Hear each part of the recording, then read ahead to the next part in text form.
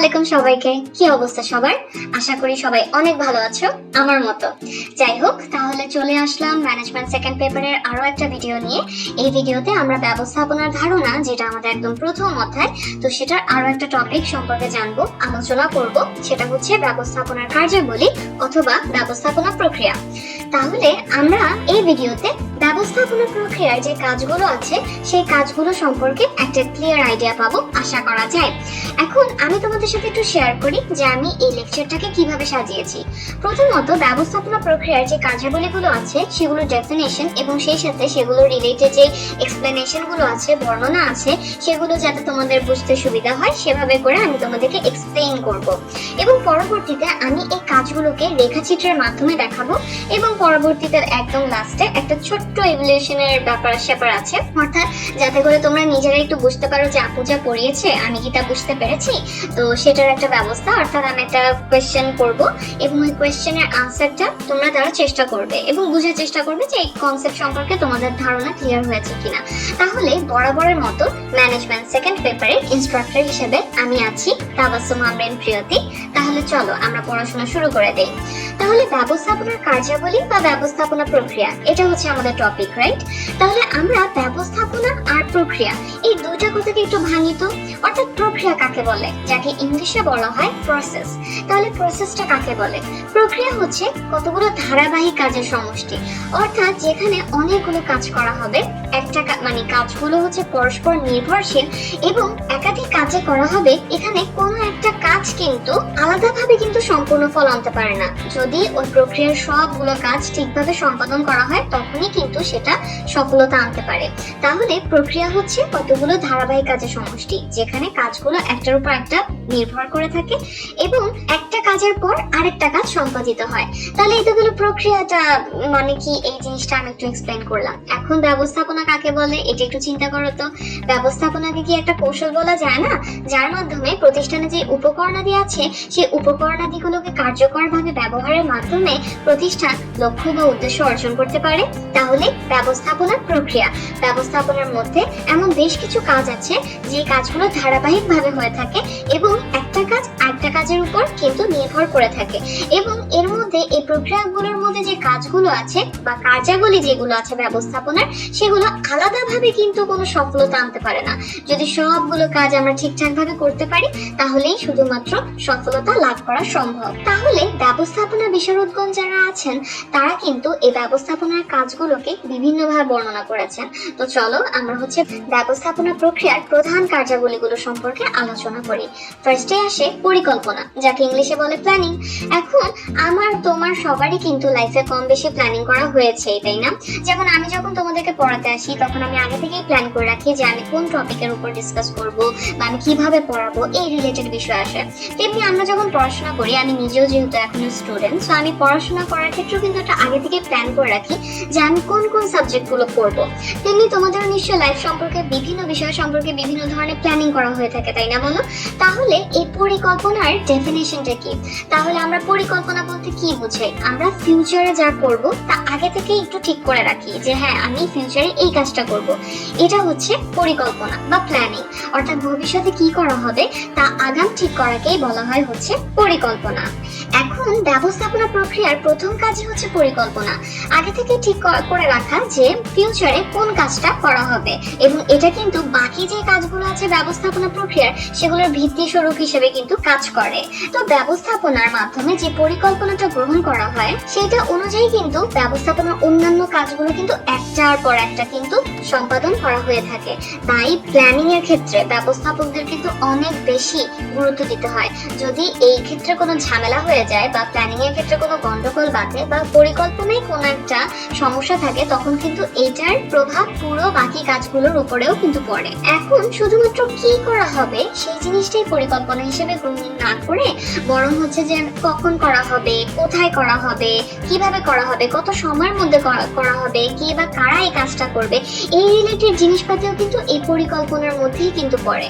যেমন তোমরা যারা এই ভিডিওটি দেখছো তাদের একটা প্রধান অংশ তো কলেজ পড়ুয়া স্টুডেন্ট, রাইট? তাহলে কলেজে ধরো একটা পিকনিক অ্যারেঞ্জ করবে, তাহলে ওই সময় কিন্তু পিকনিক কবে হবে, তারপর হচ্ছে পিকনিকে কিভাবে যাওয়া হবে, তারপর হচ্ছে স্থান কোনটা, খাবারের মেনু কি থাকবে, চাঁদার পরিমাণ কি হবে, ইত্যাদি বিষয়ে কিন্তু আগে থেকে ডিসিশন নিতে হয়। তো এই সব কিছুই কিন্তু পরিকল্পনার মধ্যে কিন্তু পড়ে। তাহলে এই তো ছিল ব্যবস্থাপনার প্রথম কাজ। সেকেন্ড যে কাজটা সেটা হচ্ছে সংগঠন, যাকে ইংলিশে বলা হয় অর্গানাইজিং। তাহলে এটার সংজ্ঞাটা কি? গৃহীত পরিকল্পনা যাতে বাস্তবায়ন করা যায়, তো এই বাস্তবায়নের জন্য উপকরণাদিকে সংগঠিত এবং কাজে লাগানোর উপযোগী করাকেই সংগঠন বলে। এখন এটা এক্সাম্পল দেই, যেমন হচ্ছে প্রতিষ্ঠানে যদি আমি চিন্তা করি যে যারা কাজ করে, হ্যাঁ, যারা কর্মরত কর্মীরা আছে, তারা যখন আলাদা আলাদা থাকে তাদের দ্বারা কিন্তু এটা পসিবল না কোনো নতুন জিনিস হচ্ছে সৃষ্টি করা বা কোনো কাজ সাকসেসফুলি করা। কিন্তু যখন প্রতিষ্ঠানে কাজগুলোকে ভাগ করে দেওয়া হয় এবং কাজ ভাগ করে দেওয়ার পরে দায়িত্ব এবং কর্তৃত্ব নির্দিষ্ট করা হয় এবং সেই সাথে যখন একের সাথে অন্যের সম্পর্ক বলে দেওয়া হয়, তখনই কিন্তু যারা কর্মরত কর্মীরা আছে তারা কিন্তু ঠিকঠাক ভাবে তাদের দায়িত্ব সম্পর্কেও যেরকম জানতে পারে, সেই সাথে তারা কিন্তু কর্মক্ষম হয়ে ওঠে। এটা হচ্ছে যেমন যখন ইট, বালি, সিমেন্ট, রড আলাদা আলাদা ভাবে থাকে তখন কিন্তু এগুলাকে দিয়ে কোনো কিছু তৈরি করা সম্ভব না। কিন্তু যখনই তুমি এগুলোকে একসাথে করবে এবং সেই সাথে যখন এগুলোকে নির্মাণের কাজে লাগানো হবে, তখনই কিন্তু এগুলোকে ইউজ করে পরবর্তীতে সেতু বানানো যেতে পারে, তাই না বলো, বা বিল্ডিং বানানো যেতে পারে। এভাবে উপকরণাদি কিন্তু আলাদা আলাদা ভাবে কোনো কিছু তৈরি করতে পারে না। কাজ ভাগ করে দেওয়ার দরকার পড়ে, কার দায়িত্ব কতটুকু, কর্তৃত্ব কতটুকু, সেই জিনিসটা নির্দিষ্ট করে দেওয়ার দরকার পড়ে এবং একের সাথে অন্যের সম্পর্ক নির্দিষ্ট করার দরকার পড়ে। এবং এই বিষয়গুলোই কিন্তু সংগঠন কাজের মধ্যে আসে, অর্থাৎ উদ্দেশ্য অনুযায়ী কাজকে ভাগ করা, প্রতিটা কাজের জন্য দায়িত্ব এবং ক্ষমতা কি হবে সেই জিনিসটা নির্দিষ্ট করে দেওয়া এবং ওই অনুযায়ী উপায় উপকরণাদিকে সংহত করে তাদের মধ্যে সম্পর্ক নির্দিষ্ট করার কাজকেই বলা হয় হচ্ছে সংগঠন। আর এটা হচ্ছে ব্যবস্থাপনার আরো একটা ইম্পর্টেন্ট কাজ। কেননা যদি কাজ ভাগই না করে দেওয়া হয়, যদি দায়িত্ব কর্তৃত্ব কার কি হবে এটা নির্দিষ্টই না করা হয়, তাহলে কিভাবে পসিবল স্মুথলি প্রতিষ্ঠানের সকল কাজ ঠিকঠাক ভাবে করা? আচ্ছা, নেক্সট হচ্ছে কর্মী সংস্থান, স্টাফিং। এটার সংজ্ঞাটা হচ্ছে প্রতিষ্ঠানের জন্য যোগ্য ও দক্ষ কর্মী বাহিনী যেন গড়ে ওঠে। তো সেই যোগ্য ও দক্ষ কর্মী বাহিনী গড়ে তোলার লক্ষ্যে উপযুক্ত কর্মী সংগ্রহ করা, উপযুক্ত কর্মী নির্বাচন করা, উপযুক্ত কর্মী নিয়োগ করা এবং তাদের উন্নয়নের কাজকে কিন্তু কর্মী সংস্থান বলে। এখন আমি কাজ ভাগ করে দিলাম, কিন্তু এই কাজটা সম্পাদন করবে কিন্তু কর্মীরা। এখন এই কাজগুলোর জন্য আমার কেমন এমপ্লয় দরকার, এই জিনিসগুলো কিন্তু নির্দিষ্ট করার দরকার পড়ে এবং এমপ্লয়দের যোগ্যতা কেমন হবে, তাদেরকে দক্ষ করে তোলা, এই জিনিসগুলোও কিন্তু ইম্পর্টেন্ট। এখন কর্মী সংস্থানের ক্ষেত্রে যদি আমি একটা এক্সাম্পল দিই, যেমন ধরো কলেজের গেটে সিকিউরিটি গার্ড হচ্ছে দরকার। এখন এই ক্ষেত্রে কিন্তু অবশ্যই দেখতে হবে কর্মীর উচ্চতা কেমন হবে, বয়স কেমন হবে, তারপরে তার পরিশ্রম করার ক্ষমতা কেমন, তার সাহস কেমন, এই জিনিসগুলো কিন্তু দেখা প্রয়োজন। যদি এখন এই জিনিসগুলো না দেখে কোনো একজন দুর্বল লোককে সিকিউরিটি গার্ডের পদ দেওয়া হয়, তখন কিন্তু বুঝতেই পারছো যে তখন কিন্তু ঠিকভাবে কাজটা করা যাবে না। এতে কিন্তু প্রতিষ্ঠানের জন্য এটা কোনো ভালো ফলাফল বয়ে আনবে না। তাই এভাবেই কর্মী সংস্থান ও ব্যবস্থাপনার অত্যন্ত গুরুত্বপূর্ণ একটা কার্যাবলী, যেটার মধ্যে পড়ে হচ্ছে যে প্রতিষ্ঠানে যে কাজ ভাগের কথা আমরা পড়লাম, তো সেই কাজগুলো যাতে ঠিকঠাক ভাবে সম্পাদন করা যায় প্রতিষ্ঠানে, সেটার জন্য অর্থাৎ কর্মী বাহিনী গড়ে তোলার জন্য, দক্ষ ও যোগ্য কর্মী বাহিনী গড়ে তোলার জন্য উপযুক্ত কর্মী সংগ্রহ করা, নির্বাচন করা, নিয়োগ করা এবং কর্মীদের উন্নয়নের কাজ করা। তো এই তো ছিল ব্যবস্থাপনার বেশ কয়টা কার্যাবলী। এখন আমরা আরো কয়টা কার্যাবলী সম্পর্কে জানবো এবং নেক্সট আমরা ব্যবস্থাপনার যে কার্যাবলী সম্পর্কে জানবো সেটা হচ্ছে নেতৃত্বদান বা নেতৃত্ব, যেটাকে ইংরেজিতে বলা হয় লিডিং। এখন এই নেতৃত্ব বা নেতৃত্বদান কাকে বলে? এটা ডেফিনেশন হচ্ছে কোনো দল বা গোষ্ঠীর আচরণ ও কাজকে লক্ষ্যপানে এগিয়ে নেওয়ার কৌশলকেই নেতৃত্ব বলে। অর্থাৎ কোনো একটা প্রতিষ্ঠানের বা আরো সিম্পলি যদি বলি যে কোনো একটা দল বা কোনো একটা গোষ্ঠী তাদের আচরণ বা কাজকে যাতে লক্ষ্য অর্জন করা যায়, সেই লক্ষ্যপানে এগিয়ে নেওয়ার জন্য যে কৌশল অবলম্বন করা হয় তাকেই বলা হয় নেতৃত্ব।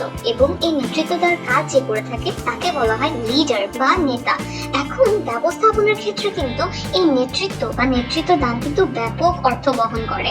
অর্থাৎ বেশ কিছু বিষয় কিন্তু এই নেতৃত্ব বা নেতৃত্ব দানের কাজের মধ্যে কিন্তু পড়ে। যেমন হচ্ছে প্রতিষ্ঠানের লক্ষ্য যেন অর্জন করা যায় সেই জন্য আদেশ দেওয়া, পরিচালনা করা, সেই সাথে কর্মীদেরকে উৎসাহিত উৎসাহিত করা, তারপরে হচ্ছে দলগত প্রচেষ্টাকে জোরদার করা, এই সকল কাজই কিন্তু নেতৃত্ব বা নেতৃত্ব দানের মধ্যেই কিন্তু বিবেচনা করা হয়ে থাকে। এখন এই কারণে কিন্তু নির্দেশনা, প্রেষণা, সমন্বয় সাধনের কাজও কিন্তু ব্যবস্থাপনার নির্দেশনা, প্রেষণা, সমন্বয় সাধনের কাজও এই নেতৃত্ব বা নেতৃত্ব দানের আওতাধীনেই বিবেচনা করা হয়ে থাকে।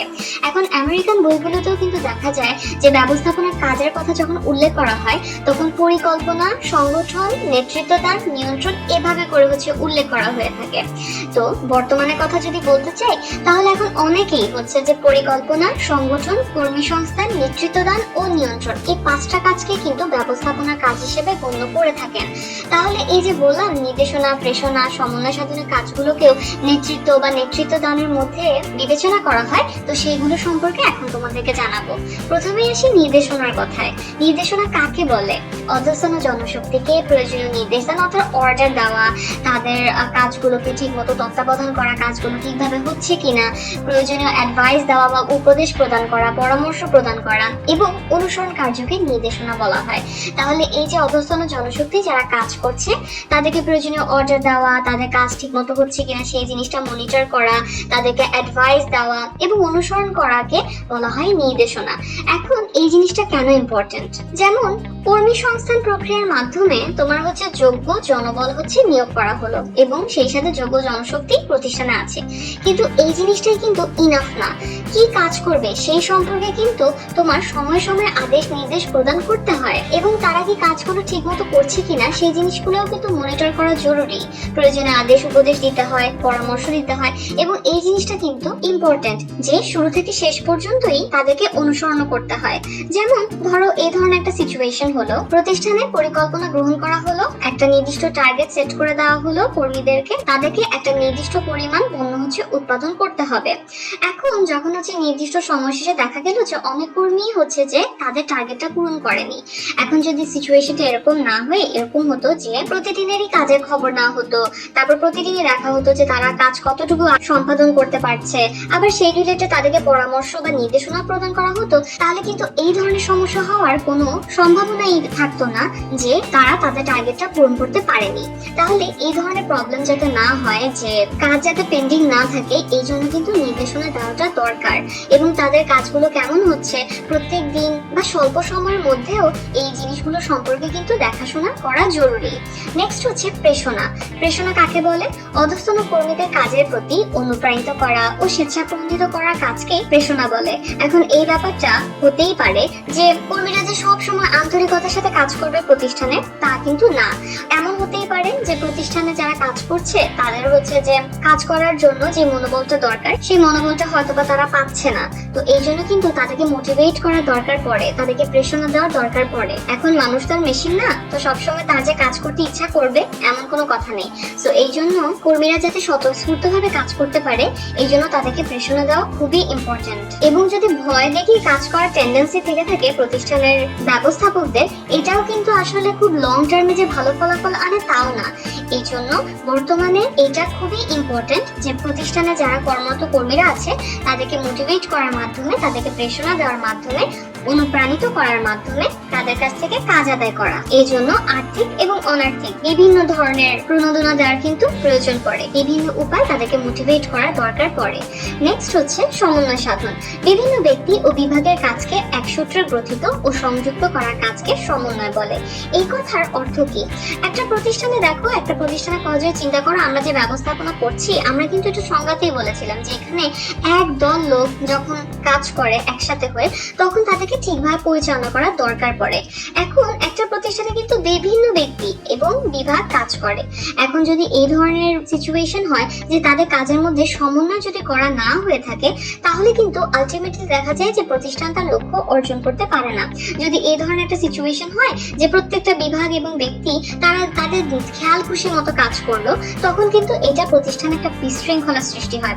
এই জন্য বিভিন্ন ব্যক্তি এবং বিভিন্ন বিভাগের কাজকে এক সূত্রে গ্রথিত করার প্রয়োজন পড়ে এবং সংযুক্ত করারও প্রয়োজন পড়ে, এবং এই এক সূত্রে গ্রথিত ও সংযুক্ত করার কাজকেই বলা হয় সমন্বয়। যেমন এই ধরনের একটা সিচুয়েশন হলো যে আমার প্রতিষ্ঠানে যে উৎপাদন বিভাগ আছে তারা অনেক পণ্য একসাথে উৎপাদন করেই ফেলেছে। এখন ওই অনুযায়ী ওটার সাথে তাল মিলিয়ে বিক্রয় বিভাগ কিন্তু পণ্য তেমন একটা বিক্রয় করতে পারছে না, তাহলে অনেক পণ্য মজুদ থেকে যাচ্ছে না প্রতিষ্ঠানে। তো এই জিনিসটা কি পরবর্তীতে একটা সমস্যার সৃষ্টি করবে না বলো? তাহলে এই জন্যে উৎপাদনের সাথে তাল মিলিয়ে বিক্রয় বিভাগের কাজকে এক সূত্রে গ্রথিত করা যেমন দরকার, তেমনি তারা একে অন্যের সাথে যাতে তাল মিলিয়ে চলতে পারে সেই জিনিসটাও কিন্তু ব্যবস্থাপকের নিশ্চিত করার দরকার পড়ে। তাহলে এটাও কিন্তু ব্যবস্থাপনার একটা কাজ, এবং এই কাজটা করার দায়িত্ব থাকে প্রতিষ্ঠানে যারা ঊর্ধ্বতন ব্যক্তিবর্গ থাকে, তাদেরই কিন্তু এইটার দায়িত্বটা নিতে হয়। এবং প্রতিষ্ঠান যেন কোনো জটিলতার মুখোমুখি না হয়। এই যে যেমন বললাম, উৎপাদন বিভাগ অনেক পণ্য উৎপাদন করে বসে আছে, কিন্তু বিক্রয় বিভাগ তেমন একটা পণ্য বিক্রয় করতে পারছে না। তো এর ফলে এত বেশি মজুদ পণ্য রয়ে যাচ্ছে। তো এই ধরনের জটিলতা যাতে সৃষ্টি না হয়, এই জন্য প্রতিষ্ঠানের যতগুলো বিভাগ আছে, যতজন ব্যক্তি আছে, তাদের সবাইকে এক সূত্রে গ্রথিত এবং সংযুক্ত করার প্রয়োজন পড়ে, এবং এই কাজকেই বলা হয় সমন্বয়। নেক্সট আমরা ব্যবস্থাপনার কার্যাবলী আরো একটা কাজ করব, সেটা হচ্ছে নিয়ন্ত্রণ। এখন নিয়ন্ত্রণ কাকে বলে? নিয়ন্ত্রণ হচ্ছে এই যে পরিকল্পনা করা হয়েছে, অর্থাৎ ভবিষ্যতে কি করা হবে তা আগে থেকে ঠিক করা হয়েছে। তো এই পরিকল্পনা অনুযায়ী প্রতিষ্ঠানের কাজ কি সম্পন্ন হয়েছে কি না, এই জিনিসটা পরিমাপ করা। যদি প্ল্যানিং অনুযায়ী কাজ না হয়ে থাকে তাহলে, অর্থাৎ যদি বিচ্যুতি ঘটে, তাহলে এটা কেন হয়েছে সেটার কারণ নির্ণয় করা এবং বিশ্লেষণ করা এবং প্রয়োজনীয় সংশোধনী ব্যবস্থা গ্রহণের প্রক্রিয়াকেই বলা হয় নিয়ন্ত্রণ। এখন নিয়ন্ত্রণ ব্যবস্থাপনার কিন্তু অন্যতম একটা গুরুত্বপূর্ণ কাজ। কেন? প্রতিষ্ঠানে যে কোনো কাজ শুরুর আগে কিন্তু একদম ফার্স্টে পরিকল্পনা বা প্ল্যানিংটা কিন্তু তৈরি করা হয়ে থাকে, এবং এটার আলোকেই কিন্তু উপায় উপকরণাদি যেরকম সংহত করা হয়ে থাকে, সেইভাবে কিন্তু অধস্তনদেরকে কাজের নির্দেশনা দেওয়া হয়ে থাকে, প্রেরণা প্রদান করা হয়ে থাকে, এবং সেই সাথে সমন্বয় সাধনেরও কিন্তু দরকার পড়ে। এই সময় কিন্তু দেখাটা জরুরি যে এই যে আমি বাকি কাজগুলো করলাম, এটার মাধ্যমে কতটুকু আমি প্ল্যানিং বা পরিকল্পনা যে গ্রহণ করা হয়েছে তা বাস্তবায়ন করতে সক্ষম হলাম। এবং এই জন্যই কিন্তু নিয়ন্ত্রণের কাজগুলো করা কিন্তু জরুরি। অর্থাৎ নিয়ন্ত্রণের মাধ্যমেই কিন্তু দেখা হয় যে কতটুকু বাস্তবায়ন করা পসিবল হয়েছে পরিকল্পনাটা, এবং যতটুকু বাস্তবায়ন করা হয়নি তা কেন হয়নি, এই রিলেটেড বিষয় আশাগুলো কিন্তু এই নিয়ন্ত্রণের মাধ্যমেই বোঝা যায়। এবং এর ফলে কিন্তু আরো কিছু জিনিস ঘটে। এর ফলে বোঝা যায় যে ব্যবস্থাপনার কাজগুলো কতটা দক্ষতার সাথে করা হয়েছে সেই বিষয়গুলো, সেই সাথে একটা জবাবদিহিতার বিষয় যে থাকে সেটাও কিন্তু নিশ্চিত করা যায়। এবং ইভেন্চুয়ালি কার্যদক্ষতা বৃদ্ধিতেও কিন্তু এই নিয়ন্ত্রণ গুরুত্বপূর্ণ ভূমিকা পালন করে থাকে। তাহলে এটা টাইম লিমিটটা কতটুকু হতে পারে, বা এই নিয়ন্ত্রণের কাজটা কতটুকু সময় পরে হচ্ছে যে দেখা হতে পারে যে পরিকল্পনা অনুযায়ী কতটুকু অর্জন করা গিয়েছে, বা এই রিলেটেড বিষয় আসা। এখন এই সময়কালটা না দিন, সপ্তাহ, মাস বা কয়েক বছরও হতে পারে এই নিয়ন্ত্রণের কাজটা। আর এভাবেই দেখা যায় যে ব্যবস্থাপনা প্রক্রিয়ার বিভিন্ন কার্যাবলী হচ্ছে সম্পাদিত হয়ে থাকে। তাহলে এই পর্যায়ে একটা রেখাচিত্রের মাধ্যমে কিন্তু আমরা ইজিলি বুঝতে পারি ব্যবস্থাপনা প্রক্রিয়ার কাজগুলো সম্পর্কে। ফার্স্টে আমরা প্ল্যানিং করে থাকি, পরিকল্পনা গ্রহণ করা হয়ে থাকে, পরিকল্পনা অনুযায়ী কিন্তু ব্যবস্থাপনার অন্যান্য বিভিন্ন ধরনের কাজ করা হয়ে থাকে, এবং নেতৃত্ব দানের ক্ষেত্রেও কিন্তু এখানে আমরা নির্দেশনা, প্রেরণা এবং সমন্বয় সাধনকে নেতৃত্ব দানের আওতাভুক্তই বিবেচনা করেছি। এবং সর্বশেষে পরিকল্পনা অনুযায়ী কতটুকু কাজ সম্পাদন করা সম্ভব হয়েছে সেই জিনিসটা পরিমাপ করা, এবং সেই সাথে যদি পরিকল্পনা অনুযায়ী 100% কাজ হচ্ছে সম্পাদন না হয়, তাহলে সেই বিচ্যুতিটা যদি ঘটে তাহলে কেন ঘটেছে সেই কারণ নির্ণয় এবং বিশ্লেষণ করা, এবং প্রয়োজনীয় সংশোধনের ব্যবস্থা গ্রহণ করা হয়ে থাকে এই নিয়ন্ত্রণ প্রক্রিয়ায়। এখন এই পর্যায়ে হচ্ছে একটা ছোট্ট এভলিউশনের সিস্টেম, যে তোমরা বুঝতে পেরেছো কিনা এই জিনিসটা। যেখানে একটা ছোট্ট কোয়েশ্চেন দিয়েছি, দেখা যায় কে কে এটার অ্যান্সারটা কারেক্ট বলতে পারে। তাহলে এখানে হচ্ছে কাজের বিবরণ, অর্থাৎ আমি যে কার্যাবলীগুলো পড়িয়েছি একটা প্রতিষ্ঠানের আলোকে একটা এক্সাম্পল দেওয়া, যেখানে হচ্ছে একটা কাজ করা হয়েছে। এখন তোমাকে বলতে হবে এই কাজটা ব্যবস্থাপনা প্রক্রিয়ার কোন কাজ, অর্থাৎ এই যে পরিকল্পনা, সংগঠন, কর্মী সংস্থান, এই রিলেটেড যে আমরা অনেকগুলো কথা জানলাম, এবং সেই সাথে ব্যবস্থাপনা প্রক্রিয়া অনেকগুলো কাজ করলাম, তো কোন কার্যাবলী হচ্ছে এই যে উদাহরণটার সাথে যায়। তো উদাহরণটা হচ্ছে মিসেস নাজনীন প্রতিষ্ঠানে নতুন কর্মী নিয়োগের জন্য কর্মী নির্বাচন করে তাদের প্রশিক্ষণের ব্যবস্থা করলেন। তাহলে এই কাজটা ব্যবস্থাপনার কোন কার্যাবলীকে নির্দেশ করে? এটা কি কর্মী সংস্থান, নাকি সংগঠন, নাকি হচ্ছে পরিকল্পনা, নাকি হচ্ছে নিয়ন্ত্রণ, নাকি ব্যবস্থাপনার কোন কাজটা? তাহলে তোমাদের যাদের যাদের অ্যান্সার এটা দেখে মনে হচ্ছে যে মিসেস নাজনীন প্রতিষ্ঠানে নতুন কর্মী নিয়োগের জন্য কর্মী নির্বাচন করে তাদের প্রশিক্ষণের ব্যবস্থা করলেন, অর্থাৎ কর্মীদের প্রশিক্ষণের ব্যবস্থা করা হয়েছে এখানে।